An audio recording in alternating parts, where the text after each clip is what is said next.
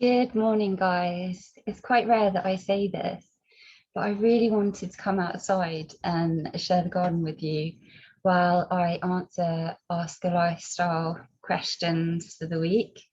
So as last week, I've got 5 questions. I'm going to try and keep to a good time, but I'll also do a quick fire one later. I'm actually going to be live on Instagram answering questions, so I'll probably try and do the shorter answers then.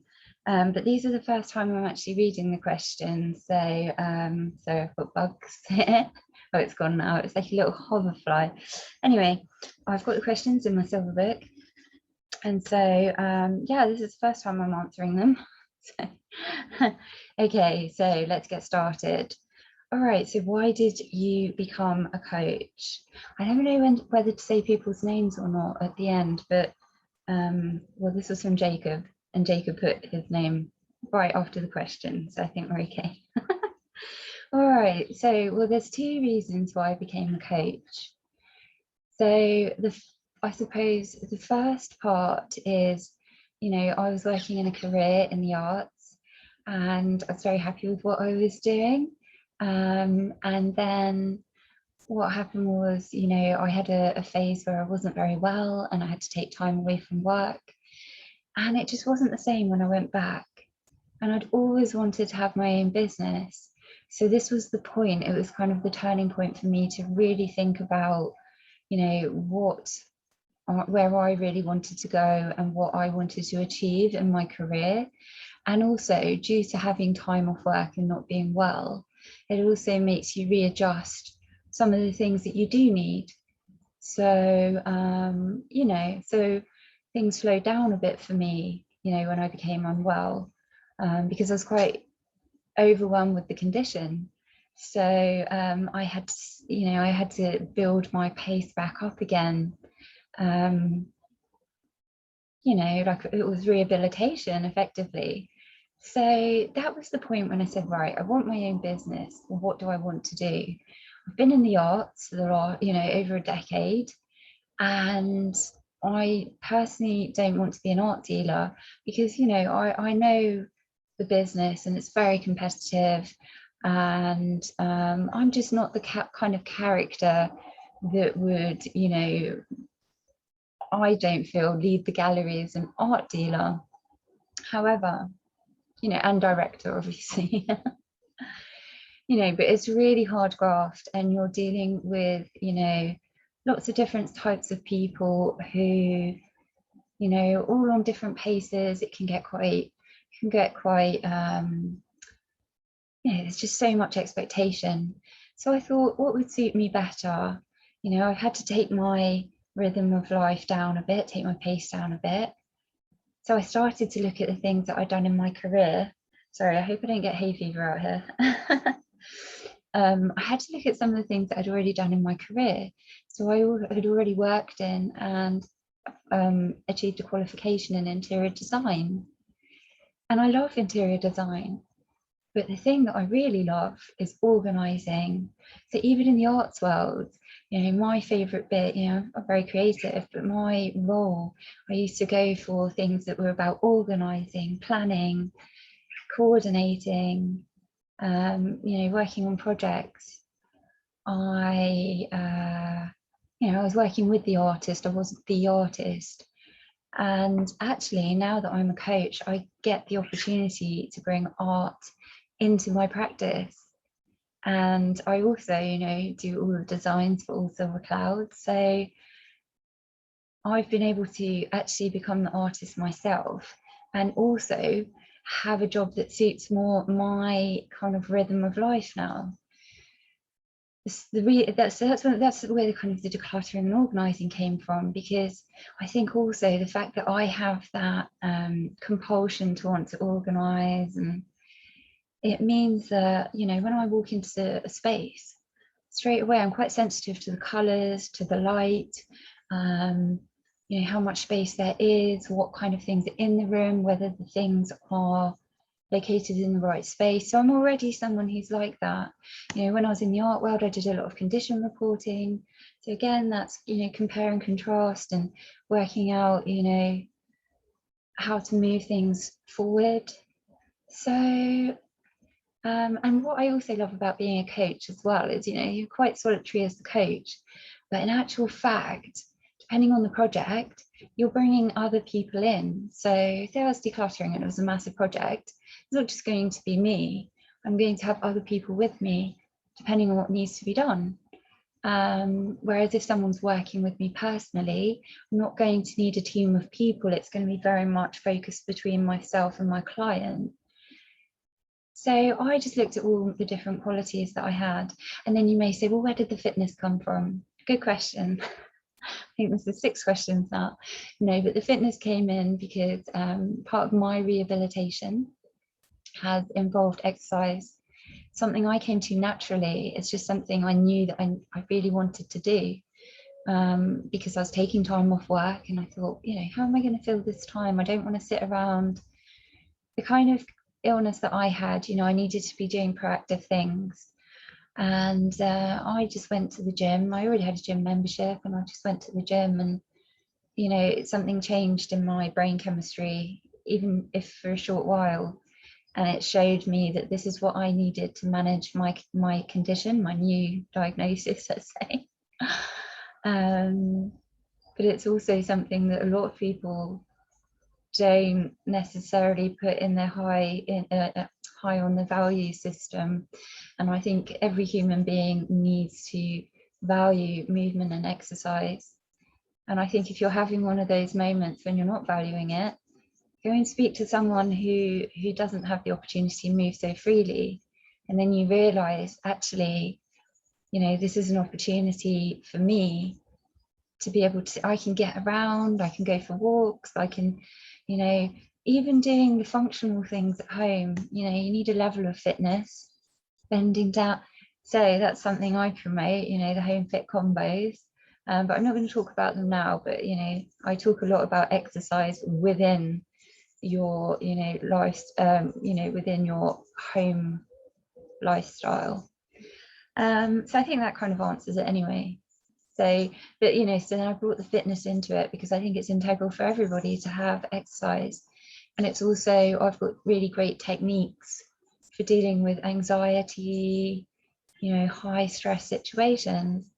And inevitably, as a declutter and organizer, depending on who I'm working with, they may be really suffering from high anxiety. So not only can I work with them in their physical space, but I can also work with them, you know, building some coping mechanisms for that high anxiety time. And so, you know, I would say the job was made for me, but I actually did create business. But you know what I mean? I think it's really important when you've been through an illness, if you need to change everything up. I had to think about what suited me. Actually, I've got a great question next. Okay, so it says values versus goals, what's more important? So this came from Brad. Okay, so values versus goals, what's more important? Well, I personally would say that values are more important than goals, because once you've worked out your values, then you can apply goals to your values. You know, I could set myself the goal of doing 100 press-ups today. Well, I'm a fitness instructor and I'm telling you now, I absolutely hate press-ups. I never do press-ups, ever, ever, ever, ever do press-ups. You know why? Because I teach different, you know, I teach body conditioning and I teach dance cardio. So there's no need for me to be doing things like press-ups, you know, and sit-ups, when within my movement, I'm stretching out the whole body. I'm doing bends and curls back up and jumps and, you know, arms and legs. So I don't value that challenge. It's just a challenge. It means very little to me, other than I can say I did 100 sit-ups. Did I enjoy it? Highly unlikely. Did I just do an hour of dance cardio? Yes. Did I love it? Yes. Could I keep going? Yes. Do I recommend it to everyone? Everyone can move in some form and do some form of, like, you know, following the music. Yes. That's the difference. So why would I set up, you know, oh, I'm a fitness instructor, so I should be able to do sit-ups? oh, I know how to do sit-ups, I know how to do the perfect position, you know, and I've actually done them in videos. So I call them crunches. But do I enjoy them? I certainly don't want to spend my day doing 100. And I think that's what some people feel when it comes to things like cleaning and decluttering. But there's a difference when it comes to cleaning, decluttering. You know, you're actually taking your own space and you're transforming it to make it more livable for you and to be in control of your things. Whereas if I just said to you, you need to clean your house, well, why do I need to clean it? Why does everything have to be stacked neatly? You know, why should I have no interest whatsoever? To me, that's like doing sit-ups or crunches. But I say to you, right, well, first of all, with the crunches, I'm okay because I actually do other fitness, which is working those areas. You know, if I really wanted to push those abs, yeah, I'd have to do crunches, but that's personally not my goal. My value when it comes to fitness is having fun, being healthy, and having a healthy attitude to my body and mind. But there's nowhere in there I've got no goals within there that talk about, you know, achieving a certain body type in terms of muscle or training in a certain area, you know, like athletics, running. So my values when it comes to fitness, you know, I actually then implement them in my goals. Oh, well, you love doing this, let's do it further. Let's make it more complicated. You know what I mean? So your goals come from your values. And I think, you know, really that's all I have to say there. You know, and if you follow your values, personally, I'm someone that follows my values because then I feel much more comfortable in my environment.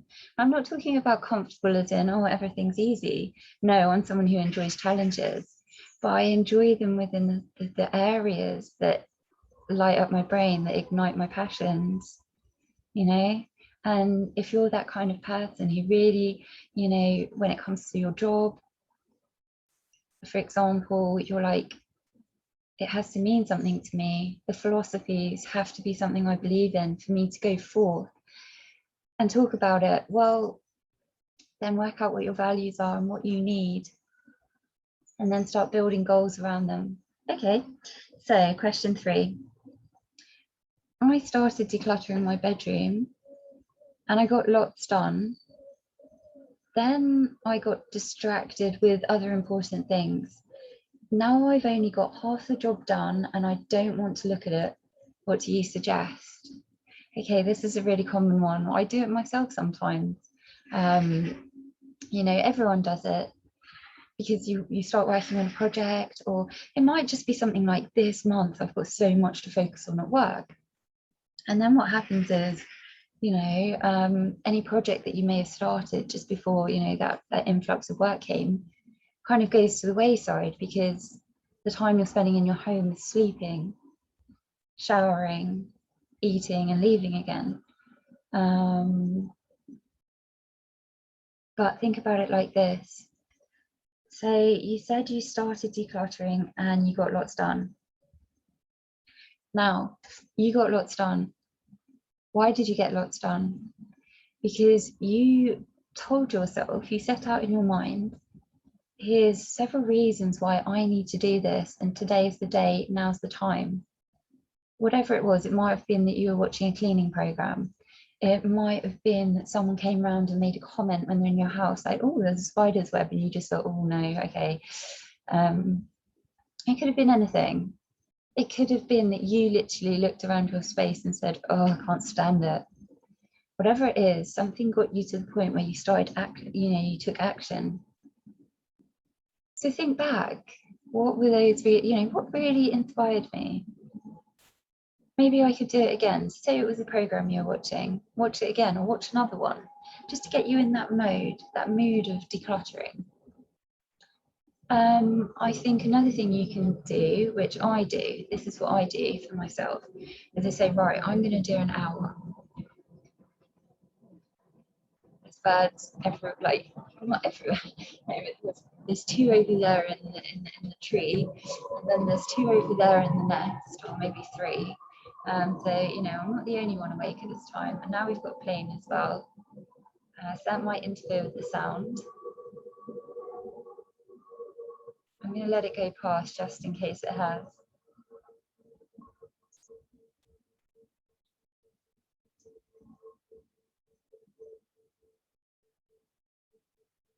See, this is what happens when you go outside. You know, it's live, and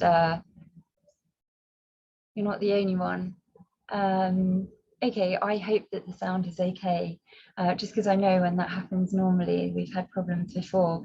Okay, so anyway, so getting back to it. So I get distracted, and now I've only got half the job done. Oh, so you've got half the job done. So exactly. So first of all, look back to the reasons why you're doing it and reinforce it. Oh gosh, there's another plane. At least it means people are on the move, I suppose. You know, like they're going on holiday and doing their thing now. Anyway, you've got half of the job done. Let's go for another push. As I said, I normally say to myself, let's do an hour.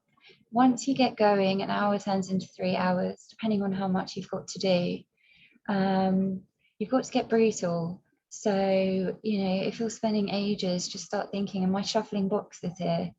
And, you know, think about it like this as well. Say it took you 4 hours to do the half that you've done. So let's guesstimate it's going to take another 4 hours to do the other half of the room. In 4 hours' time, you're going to be clutter-free, or you're certainly going to be in a lot better position than you are waking up today with that half to do. So let's make a start. Let's find a starting point. Let's give ourselves a time frame, and we're allowed to go over it, but we're not allowed to go under it. So you're not allowed to say, right, well, actually, I think I'll just declutter for half an hour. I'm bored now. And you've got to at least do your hour. But it's all about visualizing the end goal. You could be sitting in that room tonight and it's fresh. You've got the windows open, the clutter's gone. You feel relaxed. You feel proud of yourself for making that, you know, for making the time when you're clearly a busy person with lots of responsibilities. I think this is one of those responsibilities that is kind of one of our personal ones. And the first thing that goes, especially when we work, you know, when I worked in the city, the first thing that went with the personal responsibilities, you know, life stuff. And it was all about the project. It's all about working late. It was all about, you know, being a great employee. You know, and that's wonderful. It really is. But you really need to make sure you've got that work-life balance. And part of your life balance is having a nice environment for you to be able to relax when you're not working. So really do try and start again. Find a corner, find a group of items, you know, that you can start with. You know, pile of paperwork, whatever it is, and you've got to stick to the first hour, whatever you do, and at least you'll see some change. But, you know, you're nearly there. You're halfway there. It's, you know, you've got the skills. You know what you're doing. So just keep going. Just make a date in the diary. Wake up and just say, right, now, today, you know, it's the weekend. That bird is quite loud. It's the weekend. So, you know, let's finish it up with like a great Sunday project. And it's a sunny day, so you can get the windows open, put on some music, not too loud, depending on how close your neighbours are. Depending how much you value their silence. Anyway, I didn't say that. Okay, number 3. Do you deal with hoarding projects? Okay, this is from Jennifer. Do I deal with hoarding projects? It depends what we're looking at. So, you know, so I deal with projects which are quite extensive in terms of collecting. You know, so it might be a book collector, it might be an art collector, clothes, shoes, all of the things that I love collecting too. But a long time ago, I learned to put some boundaries in place, and, you know, I've been very, very, you know, strict with myself. So part of a session with working with me as a lifestyle coach is to recognize what your boundaries or what your instructions to yourself will be, and then, you know, fixing those in your mind. So I think, so I do deal with, high levels of, items. And I also absolutely love a messy kitchen. Put it all in the bin bag, if it's all gone off, whatever, get rid of it.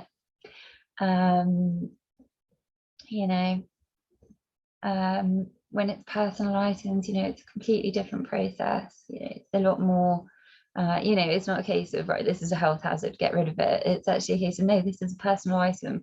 How do we want to treat this item? So yeah, I do the full spectrum of, let's get all the plastics out. Let's go. Oh wow, everything's lovely now. Let's dust clean, hoover, wonderful. I also do, the other side where it's working through really emotional items. What I would say though is if I were to meet someone who was quite, quite far into the kind of hoarding spectrum, so hoarding can be, a case of, you might only have 1 or 2 rooms that are quite cluttered, or you might have some stuff you really, sometimes, people have a bereavement and so they want a coach like myself to come in and support them and help them deal with these different items.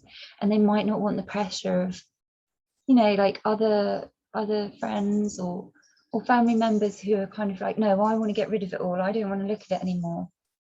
And then there's other family members or friends who are like, no, I need to sit with this and I need to feel it and process it. So there's people have different ways of dealing with things.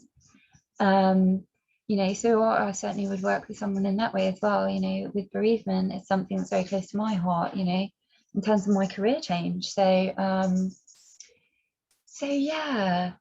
But if someone was, obviously really suffering, and it was just really so much for them to handle, I would recommend that they either saw, and I can, point them point you, I don't know who's listening right now, but I will point people in the, with some contacts or some places to do a bit more research. I'm not doing referrals at the moment, but hopefully I'll be able to, be lucky enough to meet some professional organisers who are working in the hoarding area, so I can actually do some referrals, if that were necessary. I'm also absolutely happy to work with a therapist. So if my client already has a therapist and they say, right, I want you to come in and do this part, I can either, what the best thing would be to do is, in terms of when you see the therapist, obviously you're transparent with your therapist, you're authentic, you tell them what you want to tell them about your experience. When you're with me, if your therapist has said to you, right, you're doing this decluttering, please can I, they don't tell you what to do, but if they said to you, look after yourself, I can see this is highly emotive for you, you can say to me, this is a really emotional thing for me, and this is the kind of pace that I'm comfortable with. And then absolutely you can tell your therapist everything that we're doing and everything we're working on, because then what they can do is, just get an idea of what we're doing. And if there's any little suggestions they want to make to me, say, this is, absolutely. If your doctor wants to make any suggestions, if anyone wants to make it, if you want a family member to just be present, while we're doing our coaching, I think it's better to actually do it on your own, because, then you really get to express yourself. But for some people, they might want a friend to join in, especially if it's decluttering and organising. I think if it's exercising, probably not. I can train 2 people at the same time, absolutely. I've trained 8, 10 people at a time. Actually, I've trained 50. Online, I've trained 50 plus. So. But, the point I'm making is, I tailor my services to the very personalised to the person that I'm working with. And I think when it comes to hoarding, there's more at work, isn't there, than set a goal, and there's so many layers of emotion that you need to tackle. So yeah, depending on the scale of the job, I would recommend that we sort some extra coaching, or I you know, introduce you to another area where you can research. You know, I may well specialize in that area at some stage, but I think at the moment, for me, I'm quite happy to be, you know, that lovely kind of middle balance, kind of between both sides, of collecting and of kind of losing our way with things like cleaning and organising. And then the things that I teach my clients, they last forever. You know, they can remember them, write them down. We can make a little, you know, notebook. In fact, that's what we'll do. You know, we'll get a notebook for you at the beginning. Write down any tips, anything that you really want to remember. You know, but obviously, yeah, I think for hoarding might be, you know. Anyway. Okay, so last question number 5. Will you do online fitness post restrictions? Absolutely. You know what? As someone myself who, having gone through you know, an illness which removed me from the city and actually placed me very much at home rehabilitating. So even before, you know, we had restrictions, I already was looking at doing online practices because myself, it's vital for me to have these online opportunities, you know, to be able to connect with people, do fitness, teach fitness. I love doing my workshops. I do mental health awareness. And, you know, I haven't actually, the last time that I was in a venue was in late 2000. It was in wow, I just had a massive bird fly over my head. I don't think it was on camera. It's gone now. Anyway, the last time I presented a workshop was, you know, in an event, in a venue, was in 2019, so late 2019. And then I had my fitness studio, which I was quite focused on, you know, from late 2019 into 2020. So I was doing that, but I was also very much thinking, you know, it's quite challenging traveling. And I personally love doing things online. And you know, I very much reach out to people who've got anxiety, depression, and it might be much more comfortable for them to do fitness with me or decluttering and organising. So I do both virtually. It might be more comfortable for them to do fitness in their own home or their own garden, and just have me beam in and have a lovely conversation with them, and, you know, make suggestions. Oh, sorry, I'm thinking decluttering and organising here. Sorry, with exercise, no, we're going to do the class. So I actually go through all the moves and I'll be teaching, and, you know, and then when we're doing bits like maybe we're doing mat work. Oh wow, so you have to, is it 2 for joy? Yeah, sorry, it was a magpie. I actually had a magpie fly into my bedroom the other morning and walk around on my windowsill and then fly away again. It's quite a strange experience. So I am taking note that that magpie is just flown up near a window. Okay, it's gone now. You got to be careful though. Left me a little present. I don't want another one. Anyway, so yes, I will be continuing the online fitness because, you know, I really value it. I think it's great if you can't get out, if, you know, for whatever reason, or you might just feel more comfortable in your own space. Then if, you know, you might be in another country. I can't fly to all the different countries, you know, so you can always still do things with me, but, you know, I'm based in the UK. It's the same with decluttering and organising. You know, not everyone wants you to go into their house. They might not have let anyone in for a long time. So you might just want me to see one room, but that's absolutely fine. So we can set up a discussion, show me the room. You know, you need to show me the whole room so I can see what's going on, maybe take some photos for me. And then I can look at it as a flat, you know, as a flat image and start saying, right, we should start here. And I will set you goals. within your values. So what do you want to achieve? You know, what do you value about, you know, completing this job? And we'll very much work towards that. So yeah. But you know, essentially, I'm definitely going to stay online, and I'll always have options. And don't worry if you don't see classes, you know, up from time to time in terms of exercise. Just give me an email and just let me know that you want to do some exercise. We can either do one-to-one, or I can, you know, if I've got enough people, I'll bring together a group. But it's a bit more challenging online.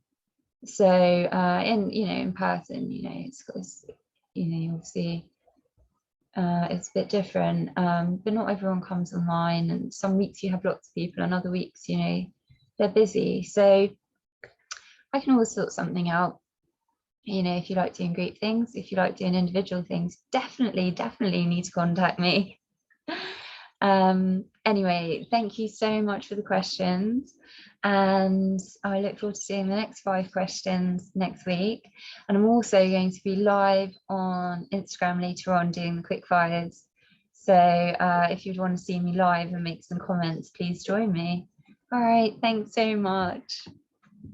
Bye.